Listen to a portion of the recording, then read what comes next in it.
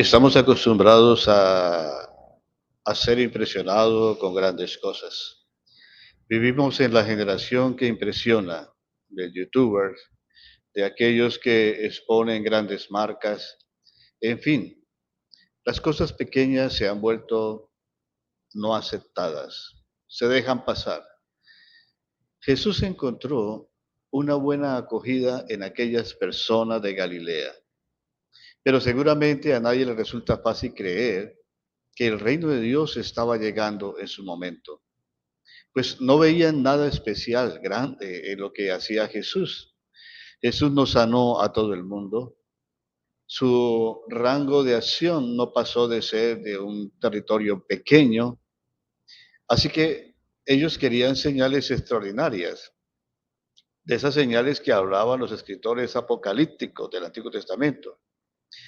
¿Dónde se puede ver la fuerza terrible de Dios? Se preguntaban aquellas promesas que se habían escrito en los profetas. ¿Cómo puede asegurarle Jesús que el reino de Dios ya está entre ellos?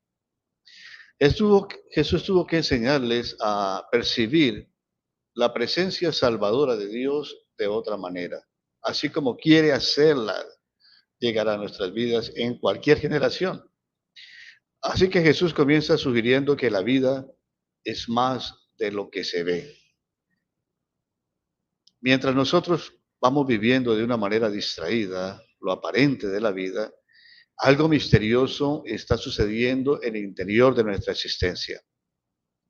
Jesús les muestra los campos de Galilea, mientras ellos marchan por aquellos caminos sin ver nada especial. Algo está ocurriendo en esas tierras, en esos caminos, algo que transformará la semilla sembrada en una hermosa cosecha. Lo mismo sucede en el hogar. Mientras discurre la vida cotidiana de la familia, algo está ocurriendo secretamente en el interior de la masa de harina preparada al amanecer por las mujeres. Pronto todo el pan quedará fermentado. Así sucede en el reino de Dios. Algunos creyentes se desaniman porque no ven cambios prontos en sus vidas. Luchan porque el carácter sea mejorado. Luchan porque los hijos puedan transformar sus actitudes. Están luchando porque ese ambiente de trabajo en el que están obligados a ir por la necesidad, pues sea diferente. Y la impaciencia gobierna nuestras vidas. Algunos flaquean, otros bajan los brazos, pero Dios está actuando calladamente en el interior de la propia vida. ¿No estará ahí, me pregunto, el secreto de la vida? Tal vez la parábola que más desconcertó a todos fue la de la semilla de mostaza, tan reconocida. Mateo 13:31. Con el reino de Dios sucede, dice Jesús, como un grano de mostaza. Es más pequeña que cualquier semilla que se siembra en la tierra, pero una vez sembrada, crece y se hace mayor que todos los arbustos y echa ramas tan grandes que los pájaros del cielo anidan a su sombra.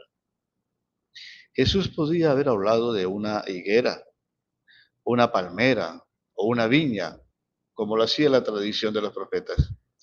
Pero de manera sorprendente, Jesús elige intencionalmente la semilla de mostaza, considerada en su tiempo, en su momento, como la más pequeña de todas, un grano del tamaño de la cabeza de un alfiler, que se convierte con el tiempo en un arbusto de 3 o 4 metros, en el que por los meses de la primavera se cobijan bandadas de aves que vienen a comer los granos. Los campesinos podían contemplar la escena de cualquier atardecer. El lenguaje de Jesús es desconcertante, sin precedentes, para algunos desmotivante, no está llenando las expectativas que tenían de los profetas antiguos. Todos esperaban la llegada de Dios como algo grande y algo poderoso. Se recordaba de manera especial, por ejemplo, la imagen del profeta Ezequiel, que hablaba de un cedro magnífico, plantado por Dios en una montaña elevada y excelsa, que echaría un ramaje y produciría frutos, sirviendo de abrigo a toda clase de pájaros y aves del cielo. Para Jesús la verdadera metáfora del reino de Dios no es el cedro, que hace pensar en algo grandioso y poderoso, sino la mostaza, que sugiere algo débil, insignificante, pequeño.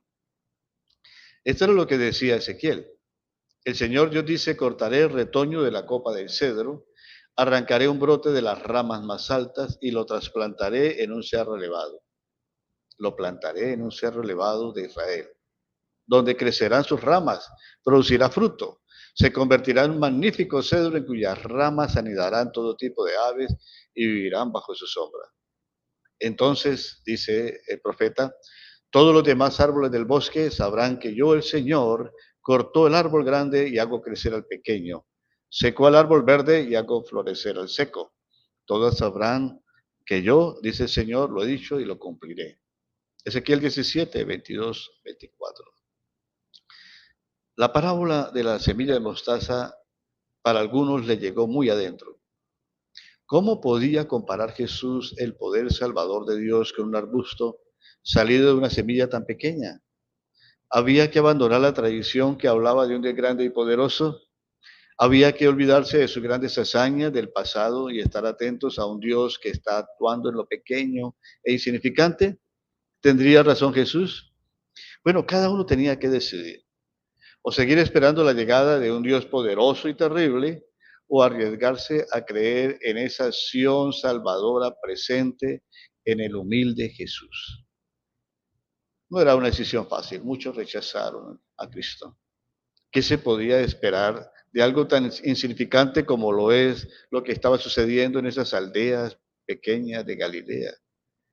¿No había que hacer algo más para forzar los acontecimientos? ¿Descender fuego del cielo como sugería Felipe? Algo que pudiera contagiarles la acción de Dios. El reino de Dios es como cuando un hombre echa la semilla en su tierra, dice Jesús, en otra historia. Mientras duerme o se levanta, de noche y de día, la semilla germina y crece sin que él sepa cómo. Por sí misma produce la tierra su fruto, dice el Señor. Primero hierba, luego espiga, por fin el trigo que llena la espiga. Y cuando el fruto está maduro, mete enseguida la hoz, porque ha llegado el tiempo de la siega. Jesús les hace fijarse en una escena a la que están acostumbrados a contemplar en los campos de Galilea. Primero tierras sembradas por los campesinos. A los pocos meses campiñas cubiertas de mieses. Cada año a la siembra le sigue otra con la seguridad de la cosecha. Nadie sabe muy bien, pero algo se produce misteriosamente bajo la tierra, dice Jesús. Lo mismo sucede con el reino de Dios. Está ya actuando de una manera oculta y secreta. Solo hay que esperar a que llegue la cosecha. Lo único que hace el labrador es depositar en tierra la semilla. Y una vez hecho, la tarea ha concluido. El crecimiento de la planta ya no depende de él. Puede acostarse tranquilo al final de cada jornada, sabiendo que su semilla se está desarrollando. Puede levantarse cada mañana y comprobar que el crecimiento no se detiene. Algo está sucediendo en sus tierras sin que él lo pueda explicar. No quedará defraudado. A su tiempo cosechará y recogerá esa cosecha. Lo realmente importante no lo hace el sembrador. La semilla germina y crece impulsada por una fuerza misteriosa que a él se le escapa. Así que Jesús describe con todo detalle este crecimiento para que los oyentes puedan casi ver lo que es el mensaje del Evangelio. Insisto en la parábola. Al comienzo solo asoma de la tierra una brizna insignificante de hierba verde, luego aparecen las espigas y más tarde se puede observar los granos abundantes de trigo. Todo sucede sin que el sembrador haya tenido que intervenir. Jesús nos invita a captar ese crecimiento oculto y poderoso de Dios. El crecimiento de la vida que se puede observar año tras año en los sembrados. La cosecha va más allá del esfuerzo. No coinciden los esfuerzos con la acción poderosa que está en el germinar de esa semilla. Jesús está sembrando y Dios está haciendo crecer la vida. La cosecha llegará con toda seguridad. Ningún esfuerzo que usted haga por su vida espiritual es inútil. ninguna lectura, ninguna meditación, por pequeña o extensa que sea. Es encomendar su vida a Dios cada día, encomendar a sus hijos, encomendar la iglesia, ese pensar en las cosas que parecieran insignificantes, pero que allí están, que poderosamente crecen sin que usted se dé cuenta. Sí, la vida es más de lo que vemos y está creciendo en nuestro interior y da fruto en esas acciones que nos acompañan cada día para glorificar a Dios. Seguiremos sobre este interesante tema. Quizás podemos sensibilizarnos un poco más en cómo Dios trabaja secretamente en nuestras vidas. Soy Ricardo Martínez, les he hablado desde la ciudad de Bucaramanga, en Colombia. Gracias por escuchar, gracias por compartir este breves temas. Y bueno, siempre digo que mientras pasa el día, mantengámonos contentos en el Señor.